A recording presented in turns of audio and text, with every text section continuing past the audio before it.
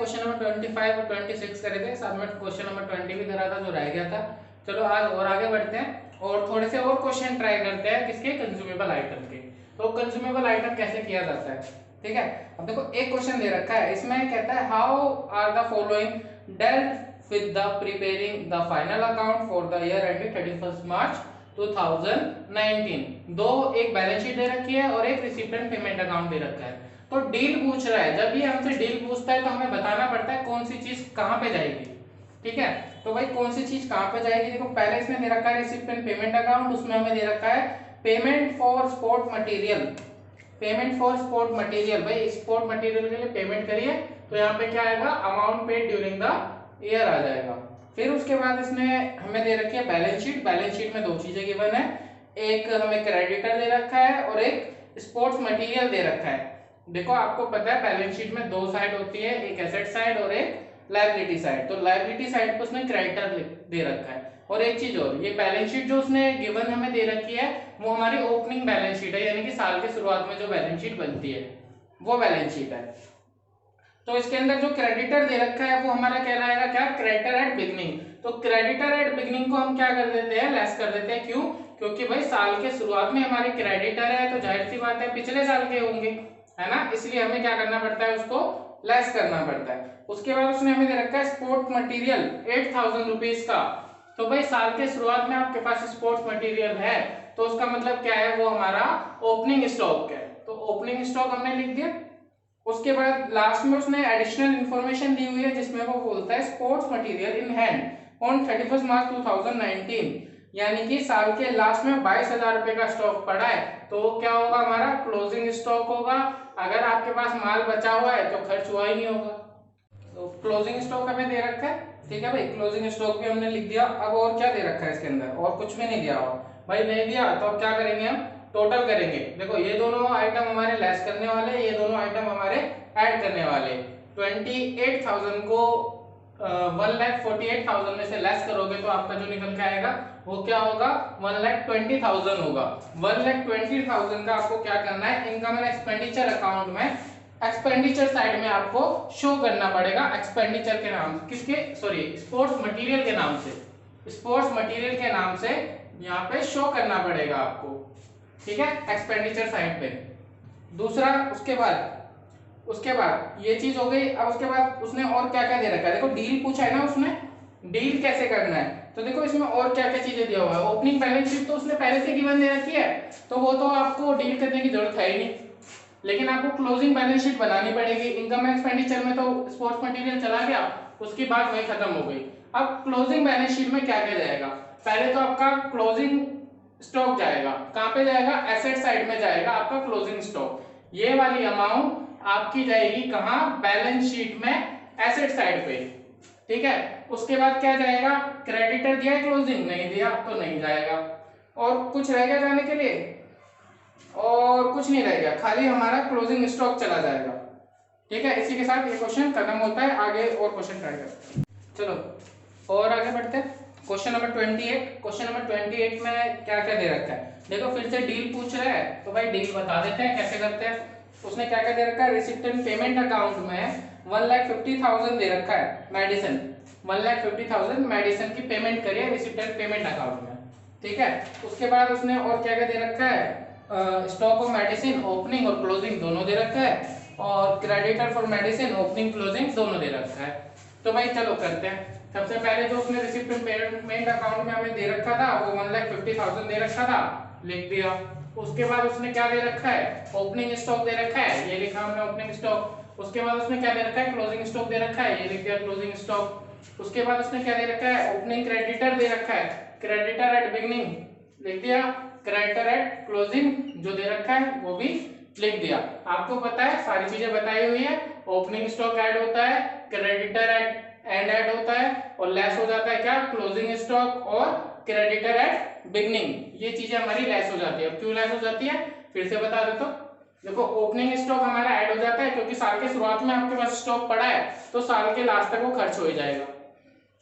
फिर उसके बाद क्रेडिटर एट एंड आपके पास है तो साल के लास्ट में किसी का पैसा देना है, तो इसका मतलब आपने उससे कोई सामान खरीदा होगा जब भी उसका पैसा देना है, ठीक है। उसके बाद इसमें क्या दे रखा है, क्लोजिंग स्टॉक, साल के लास्ट में स्टॉक है आपके पास तो इसका मतलब वो यूज ही नहीं हुआ, और जो यूज नहीं हुआ वो खर्चा ही नहीं हुआ। उसके बाद creditor at beginning, creditor at beginning, साल के शुरुआत में किसी का पैसा देना है तो इसका मतलब वो पिछले साल का देना होगा, इसलिए इसको भी लेस कर देते हैं। सारी चीजें करी, टोटल हमारा ये निकल के आया, ये कहां पे जाएगा हमारा, इनकम एंड एक्सपेंडिचर अकाउंट में जाएगा। कौन सी साइड, एक्सपेंडिचर साइड। अब उसके अलावा कौन कौन सी चीजें कहां कहां पे जाएगी, देखो आपके बुक के आंसर जो दिया हुआ है वो सिर्फ क्लोजिंग बैलेंस शीट का बताया हुआ है, मैं पूरा बताता हूँ। देखो ये वाली अमाउंट तो रिसिप्ट एंड पेमेंट में जाएगी जो पहले से गिवन है। उसके बाद opening stock, opening stock, opening लिखा है तो ओपनिंग बैलेंस शीट में जाएगा, कौन सी साइड, एसेट साइड पे जाएगा। क्रेडिटर एट एंड, देखो एंड लिखा है तो इसका मतलब क्लोजिंग बैलेंस शीट में जाएगा, और कौन सी साइड, क्रेडिटर है, और क्रेडिटर का मतलब क्या हो गया, लायबिलिटी, और लायबिलिटी किस साइड जाती है, लायबिलिटी साइड जाती है कहां पे, बैलेंस शीट के अंदर। उसके बाद क्लोजिंग स्टॉक, क्लोजिंग लिखा है तो कहां जाएगा, क्लोजिंग बैलेंस शीट में जाएगा, और कौन सी साइड, क्योंकि स्टॉक है एसेट्स होती है तो किस साइड, एसेट साइड पे जाएगा। उसके बाद और क्या दे रखा है, क्रेडिटर एट बिगनिंग दे रखा है भाई, creditor at beginning, creditor at beginning, भाई बिगनिंग लिखा है तो ओपनिंग बैलेंस शीट में, और क्रेडिटर लिखा है तो लायबिलिटी साइड पे। ठीक है, ये सारी डीलिंग आपको करनी पड़ेगी। और एक चीज और, अगर आप ये डीलिंग करोगे तो इसका मतलब ये नहीं कि पेपर में आप ऐसे बता दोगे, आपको दिखाना पड़ेगा, या तो आप अकाउंट बना के दिखाओगे, छोटे छोटे से अकाउंट बना के, अदरवाइज आप मेंशन करोगे, पूरा लाइन से लिख के दिखाओगे कि ये चीज इस साइड जाएगी, जैसा कि आपके आंसर में गिवन दे रखा है। चलो और आगे बढ़ते हैं, क्वेश्चन नंबर 29 करते हैं। देखो 29 में क्या करना है, फिर से डीलिंग बतानी है, और थोड़ा सा घुमा के दे दिया है उसने क्वेश्चन, तो फिर से वैसे बताना होगा। पहले भी मैं एक क्वेश्चन करा चुका हूँ सेम टू सेम, बिल्कुल वैसे ही करना है, कुछ ज्यादा डिफरेंस नहीं है।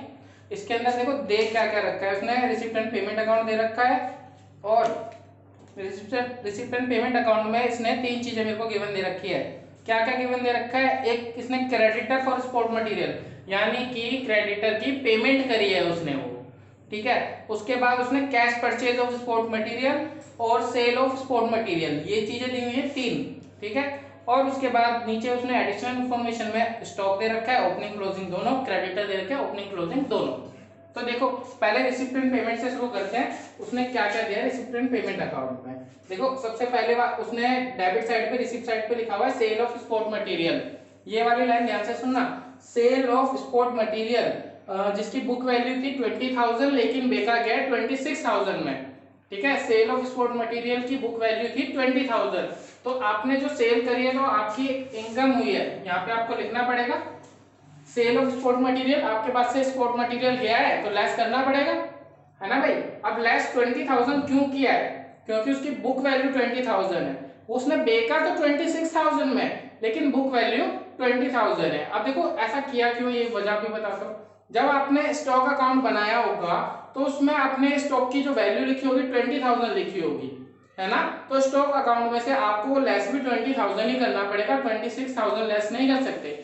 अगर मान लो मैंने 20,000 किसी चीज में ऐड कर रखे हैं कि हाँ भाई 20,000 मेरे पास माल आ गया, तो क्या आप 26,000 इसमें से लेस कर सकते हो कि भाई 26,000 रुपए का माल चला गया, नहीं कर सकते ना। इसलिए आपको क्या करना पड़ेगा, 20,000 ही यहाँ पे लेस करना पड़ेगा, क्योंकि हम स्टॉक अकाउंट की कैलकुलेशन कर रहे हैं, तो हमने 20,000 ये लेस कर दिया, ठीक है। उसके बाद उसने क्या दे रखा है, क्रेडिटर फॉर स्पोर्ट मटेरियल, ठीक है, रिसिप्ट एंड पेमेंट में दिया है, तो रिसिप्ट एंड पेमेंट में ये देने का मतलब क्या हो गया कि उसने क्रेडिटर की पेमेंट करी है। और मैंने आपको देखो पहले भी बताया था, अगर क्रेडिटर की पेमेंट कर रहा है तो आपको बनाना पड़ेगा क्या, क्रेडिटर अकाउंट बनाना पड़ेगा, क्योंकि क्रेडिटर की पेमेंट हो रही है। और ओपनिंग क्रेडिटर और क्लोजिंग क्रेडिटर दोनों दिया है, जब तीन चीज दे देगा तो आपको अकाउंट बनाना कंपलसरी हो जाएगा।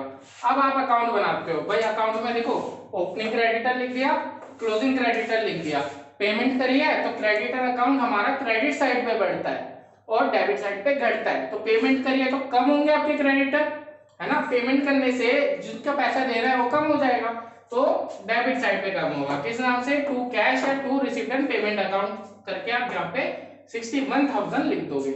लिख दिया आपने, क्लोजिंग लिखा हुआ है, ओपनिंग लिखा हुआ है, पेमेंट टू क्रेडिटर लिख दिया, ठीक है। चौथी चीज अपने आप निकल के आ जाएगी यहाँ से, क्या, बाय परचेजेस। कौन सा परचेज है ये, क्रेडिट परचेज है। क्रेडिट परचेज निकल के आ गया 69,000, जो आप वहां से ट्रांसफर करके कहां पे दिखाओगे, यहाँ पे दिखाओगे कैलकुलेशन के अंदर क्रेडिट परचेज के नाम से, क्रेडिट परचेज के नाम से कि भाई उधार में इतना माल खरीदा है मैंने, दिखा दिया। अब उसके अलावा कैश परचेज भी दिया हुआ रिसिप्ट एंड पेमेंट अकाउंट में, जो कि मुझे दे रखा है कितना 10,000, वो भी मैंने दिखा दिया। ठीक है, उसके बाद नीचे मेरे को चार चीजें दी हुई है, ओपनिंग स्टॉक और क्लोजिंग स्टॉक। भाई ओपनिंग स्टॉक यहाँ पे आएगा और क्लोजिंग स्टॉक यहाँ पे आएगा, लेस होते वक्त आएगा। अभी भी बताया था लास्ट वीडियो में भी कैसा क्यों होता है, अगर नहीं पता तो देख लेना। ठीक है, उसके बाद उसने क्या दे रखा है, ओपनिंग क्रेडिटर और क्लोजिंग क्रेडिटर, वो हमने वहां पे यूज कर दिए, तो इसलिए यहाँ पे यूज करने की जरूरत ही नहीं है, क्योंकि क्रेडिट परचेज डायरेक्ट निकाल के हमने लिख दिया। अब और क्या रह गया इसके अंदर, देखो इसके अंदर एक चीज रह गई, क्या सेल करी थी जो, वो लिख दी हमने 20,000। ठीक है, सारी चीजें हमने नोट कर दी। अब हम कैलकुलेट कर लेते हैं, हमारा कैलकुलेट ये दोनों लेस करने के बाद, ये तीनों ऐड करने के बाद 54,000 आ जाएगा, जो मुझे डील करते वक्त कहां पे दिखाना पड़ेगा, इनकम एंड एक्सपेंडिचर अकाउंट में, एक्सपेंडिचर साइड में 54,000 मुझे दिखाना पड़ेगा, 54,000 मुझे दिखाना पड़ेगा। अब बाकी और क्या क्या कहां जाएगा, चलो वो देखते हैं। ये तो रिसिप्ट एंड पेमेंट अकाउंट में जाएगा, ठीक है, जो पहले से मेंशन है। Opening stock opening balance sheet में जाएगा। क्रेडिट परचेज दे रखा है भाई, क्रेडिट परचेज कहां पे जाएगा, ये क्रेडिटर अकाउंट में जाएगा, क्रेडिटर अकाउंट में जाएगा, ना ही मेरा ओपनिंग बैलेंस शीट में जाएगा और ना ही क्लोजिंग बैलेंस शीट में जाएगा ये। ठीक है, उसके बाद क्लोजिंग स्टॉक दे रखा है, क्लोजिंग स्टॉक मेरा क्लोजिंग बैलेंस शीट में जाएगा, कौन सी साइड, एसेट साइड पे जाएगा। उसके बाद सेल ऑफ स्पोर्ट्स मटेरियल, देखो सेल ऑफ स्पोर्ट्स मटेरियल इसका क्या करना है, इसको आपको इनकम एंड एक्सपेंडिचर अकाउंट में दिखाना पड़ेगा। वो भी कैसे दिखाना पड़ेगा, आपको दिखाना पड़ेगा इसको इनकम एंड एक्सपेंडिचर अकाउंट में, वहां पे लिखोगे पहले ऊपर क्या कहते हैं 20,000, ठीक है, और नीचे 26,000 लिख के ही लेस करोगे, और जो अमाउंट आएगी वो साइड में 6,000 इनकम के रूप में दिखा दोगे, इनकम और सेल करके दिखा दोगे। याद रखना ये क्रेडिट साइड पे होगा, मैंने डेबिट साइड लिख दिया, आप भी डेबिट साइड लिख दो। ये क्रेडिट साइड पे दिखाना पड़ेगा आपको 6,000 रुपए, कहां पे, इनकम एंड एक्सपेंडिचर साइड में, क्योंकि भाई 6,000 रुपए का आपको प्रॉफिट हो गया सेल करने से। ये 6,000 का profit income and expenditure account में इनकम साइड पे दिखाया जाएगा। ठीक है, बाकी क्या है, ये तो आपको बताया गया, एक्सपेंडिचर अकाउंट, एक्सपेंडिचर साइड पे दिखाना है इनकम एंड एक्सपेंडिचर अकाउंट में। अब दो चीज और रह गई मेरी, क्या क्या, एक ओपनिंग क्रेडिटर और एक क्लोजिंग क्रेडिटर। ओपनिंग क्रेडिटर ये वाली अमाउंट मेरी चली जाएगी ओपनिंग बैलेंस शीट में, कौन सी, लायबिलिटी साइड पे। ये वाली क्लोजिंग बैलेंस शीट पे, कौन सी साइड, लायबिलिटी साइड पे चली जाएगी। बस क्वेश्चन नंबर 30 और लास्ट क्वेश्चन है कंज्यूमेबल आइटम का।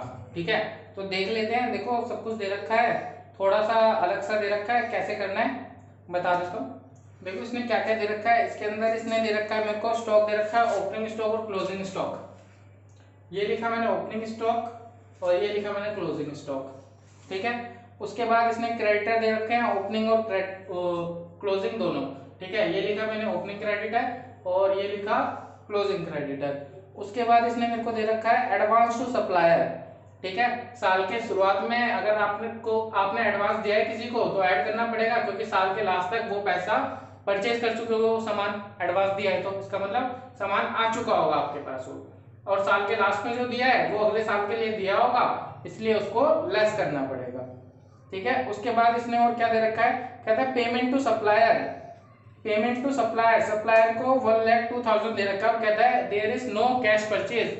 भाई कैश परचेज करने को मना कर रहा है कि कैश परचेज नहीं हुई है, लेकिन इसने जो पेमेंट करी है ना सप्लायर को, इसने जो पेमेंट करी है सप्लायर को, वो पेमेंट का मतलब कैश परचेज ही है। अगर आपको कैश परचेज निकालना पड़े ना या परचेजेस निकालना पड़े तो देखो कैसे निकालोगे, सिर्फ परचेजेस निकालने का तरीका बताता हूँ मैं आपको।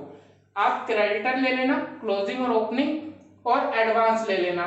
ठीक है, 1,02,000 में से क्लोजिंग क्रेडिटर को ऐड कर देना, ओपनिंग क्रेडिटर को लेस कर देना, एडवांस एट बिगनिंग को लेस कर देना, एडवांस एट बिगनिंग को ऐड कर देना, एडवांस एट एंड को लेस कर देना। आपका परचेज निकल के आ जाएगा, जो आपके आंसर में भी दिया हुआ है। ठीक है, अब इस क्वेश्चन की बात कर लेते हैं। इस क्वेश्चन में क्या क्या लिख दिया था हमने, सारी चीजें लिख दी है। अब रह गया हमारा 1,02,000, वो भी हमने यहाँ पे लिख दिया। अब क्वेश्चन बिल्कुल सिंपल है, ऐड वाले आइटम आपको पता है, लेस वाले आइटम आपको पता है, सीधे सीधे आंसर निकल आएगा। इनको ऐड करो और इनको लेस करो, ये अमाउंट जो आएगी वो कहां जाएगी, इनकम एंड एक्सपेंडिचर अकाउंट में जाएगी। और बात रही डील करने की, तो ये वाली अमाउंट तो जाएगी मेरी रिसीप्ट एंड पेमेंट अकाउंट में, ठीक है। ओपनिंग स्टॉक जाएगा ओपनिंग बैलेंस शीट में एसेट साइड पे, क्रेडिटर एट एंड जाएंगे क्लोजिंग बैलेंस शीट में लायबिलिटी साइड पे, एडवांस एट बिगिनिंग, साल के शुरुआत में आपने एडवांस दिया है, साल के शुरुआत में आपने एडवांस दिया है तो ये जाएगा ओपनिंग बैलेंस शीट में एसेट साइड पे, ठीक है, क्योंकि आपने दिया है। उसके बाद क्लोजिंग स्टॉक जाएगा क्लोजिंग बैलेंस शीट में एसेट साइड पे, क्रेडिटर एट बिगिनिंग जाएंगे मेरे ओपनिंग बैलेंस शीट में लायबिलिटी साइड पे, एडवांस एट एंड, साल के लास्ट में एडवांस दिया है तो क्लोजिंग बैलेंस शीट में एसेट साइड पे जाएगा। ये वाली अमाउंट जाएगी मेरी इनकम एंड एक्सपेंडिचर में एक्सपेंडिचर साइड। और इसी के साथ ये वाला टॉपिक भी खत्म होता है। तो आप इलस्ट्रेशन के क्वेश्चन जरूर करना क्योंकि उनके आंसर भी गिवन है, और नहीं आते कोई समझ में, कोई अलग सा टॉपिक आता है तो आप मेरे को मैसेज करके पूछ सकते हो।